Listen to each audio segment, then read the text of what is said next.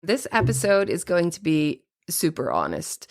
I'm just going to share some thoughts I've been working through in my own business and life.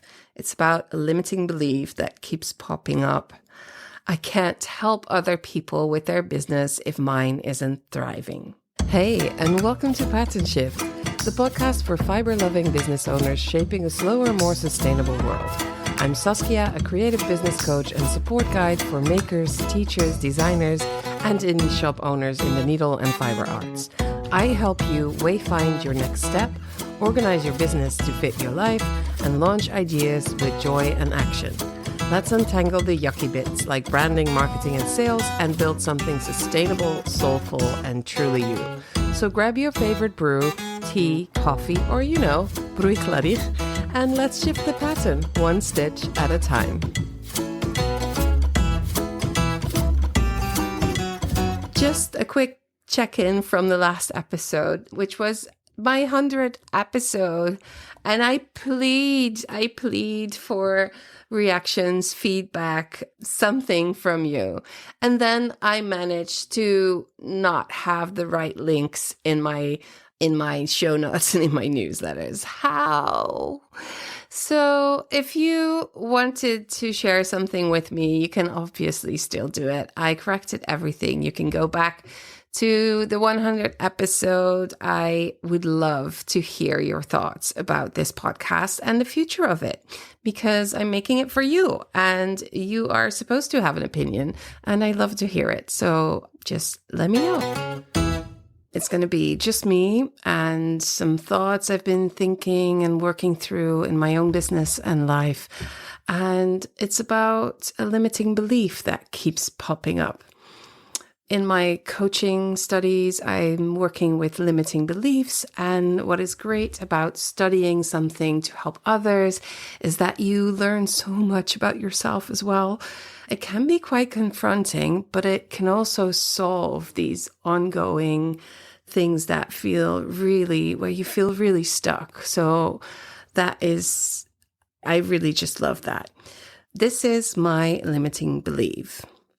I can't help other people with their business if mine isn't thriving. Now, this came up during my coaching education. We're learning how to use The Work by Byron Katie, which is a powerful tool for understanding your thoughts. It helps you question what you believe, and you really see the difference between your thoughts and your reality. It's really wild how different your experience can become just by changing the way you think, or how you think, or what you think. This particular belief has come up a few times for me. My business, or this specific branch of it, is now in its 4th year. And from a purely business perspective, it should be making more money by now. I sometimes feel uncomfortable with that because I'm helping other people with their business and I care deeply about values like honesty, transparency, and truth. But here's the thing. I've never claimed to help people make loads of money. I've never sold a get-rich promise. What I do is help people find balance and build something that fits their life and organize their business in a way that works for them specifically, leaning a little bit into some neurodivergence as well. And actually, that's what I've been doing for myself. I've built a business that works for me. I'm proud of it. It aligns with my values. It gives me joy and space to live my life. With the one exception that, yes, I'd love to make a little bit more money. But here's where it gets complicated.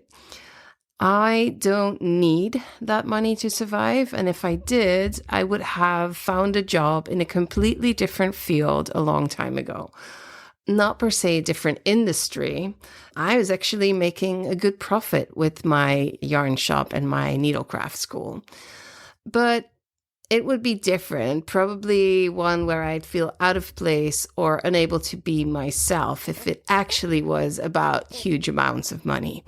So actually, by that measure, I have built a successful business and it checks all the boxes for me. Still, I seem to get stuck a lot because we've been taught that success equals financial growth, especially online.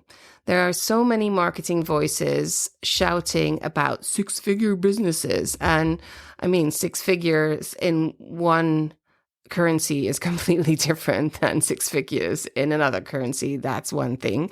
But that's not what success means to me. Success is supporting people. It's making a difference. It's helping others feel seen and understood. It's making actual connections. It's inspiring others to do things their own way. And honestly, I'm doing all of that, but I'm doing it in a space where there's very little infrastructure for what I do. Most business owners in the needlecraft world, in the slow fashion industry, don't see themselves as commercial entrepreneurs as much. They do it for the love of the craft, for the material, for the joy, and they hope to make enough to live on, but it's rare for them to invest in their business beyond stock or supplies. Paying for support, coaching, or strategy, that's still very uncommon, which means there aren't many people doing what I do because it's not a super profitable niche. But I want to be here. I chose to be here because I believe in the power of creativity and support. I believe making your own clothes is very valuable for mental health, for confidence, for sustainability, for joy. I want this industry to be healthy so much. And that means supporting the people who make it happen, even when there's no big money in it. I also know how most people learn business in this world. By watching what others do, primarily on Instagram, by guessing a little bit, by patching things together, by bootstrapping it. That's what I did myself in the beginning, and I don't think formal business education is the answer either.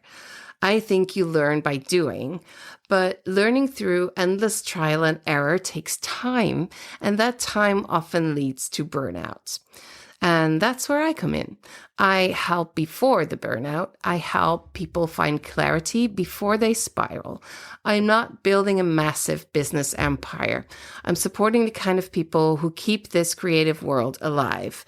And sometimes I have to remind myself, I'm doing what in other countries might be a subsidized job. I know for a fact that in Sweden, people do this job and they get subsidized by the government. It's cultural work, it's care work, it's like a public service, except it's just me doing it from my home with my puppy sleeping right now and now I have time to do this. And I don't want to work for a big organization because that doesn't fit with how I want to live and work. So yeah, sometimes it feels like I'm doing unpaid labor for the community. My work right now is to be okay with that, to be proud of that. And the lack of fat business bank account, I should really regularly remind myself that it's not a sign that I'm failing. It's a sign that I stepped into a niche that doesn't exist yet. I'm building something from scratch and I'm doing it ethically in alignment with my values. And that makes it really a lot slower as well, because one of those values is not relying heavily on social media, partly because of what it represents, but also because I know it's not realistic for me. Social media is a full-time job, or it tends to become one without you. It's not just a piece of marketing anymore for a lot of people. It's a whole machine. You need a team to do it, like quote unquote, well. And small business owners aren't content creator. We're creators, full stop. So I'd rather spend time creating work that feels good and focus on reaching the right people in ways that feel right. And that might be social media, but slightly in a slightly different way.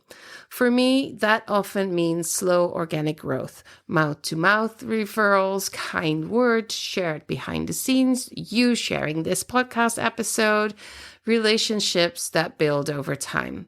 And I'm okay with that. Mostly. I still check in with myself a lot. I worry sometimes, and then I need to coach myself on it. And right now, I'm thinking about starting a YouTube channel, which I know might sound weird after everything I just said, but hear me out. Podcasting is free content. It takes time and energy, and it's not very searchable. Most people discover podcasts through social media, which I tend to avoid as much as I can. And I've been experimenting, going back to Instagram in a different way, Blue Sky, Pinterest, trying to find something that feels like a good long-term match. And I haven't really found it yet. I haven't found something that I feel what I put into it comes back to me. But I do love YouTube. I learn so much from it. For me, it's like the free version of Skillshare. And I found a few creators I love. People who show up occasionally and make videos that feel thoughtful and real. So maybe that could work for me too. I don't know. There's a lot of ifs and buts though. Will it match my values? Do I want to film parts of my life? Is my family okay with that? Can I handle the inconsistency of the reality of what my life is? And what if it flops? I don't want it to become all-consuming. I just want to share when I feel like I have something to say. And I'm thinking maybe 6 videos, 1 every month for half a year. That feels doable and familiar because that's exactly how I started this podcast. I set a small goal and build it from there. And all this reflecting, this is the kind of work I wish more people would take time for, because otherwise you're just kind of running on autopilot, like putting out fires here and there, treading water. Either way, you're stuck in place. And when you're stuck, it's really hard to make decisions. You say yes to everything, or you say yes to nothing, and you burn out. And that's where reflection is essential. It helps you check your compass. It helps you figure out if you're still on track and if the track you're on is still the right one. And honestly, that is why I started coaching in the first place, to build space for reflection for myself and the people I work with. I've been coached by fellow students now for a couple of months. I use my bullet journal for reflection, and these tools give me the space to breathe, reframe, and move forward gently. And even though some beliefs keep coming back, the work helps me see them differently each time. That belief, I can't help others if my business isn't thriving, it made me feel like a fraud. But I've learned that thriving doesn't always look like a massive income. It looks like helping people, making an impact in that way, doing work that aligns with your soul. And that's exactly what I'm doing. I may not reach masses, but I am helping people. And really, that's all I ever wanted. I'm helping others, I'm helping myself, and that is actually more than enough. So here's your homework.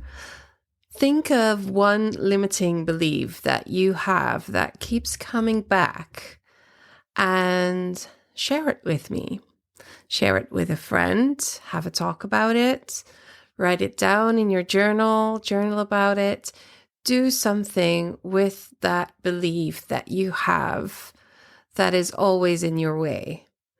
I would love to hear it. I would love to get back to you and perhaps give you a little tip if I have one. So do some deep diving. It'll be helpful, I'm sure. Thanks for listening to Pattern Shift. If today's episode sparked something for you, I'd love to hear about it, or better yet, help you take the next step. You'll find links to my programs, community, and more support for your creative business at patternshift.fm.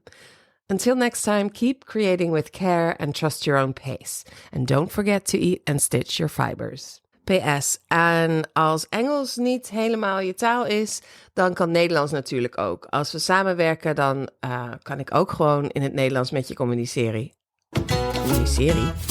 Communiceren. Meestal communiceer ik best wel goed in het Nederlands.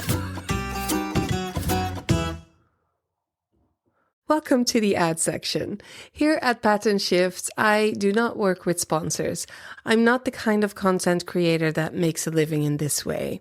I use my podcast to reach as many people as possible that might need my help, small business owners in the fibercraft community. What I will do is talk about my services and products throughout my episodes and sometimes in little ads like these. You'll hear me talk about my community, about my bullet journal workshop, my one-on-one services, my coaching and mentoring. I even build websites.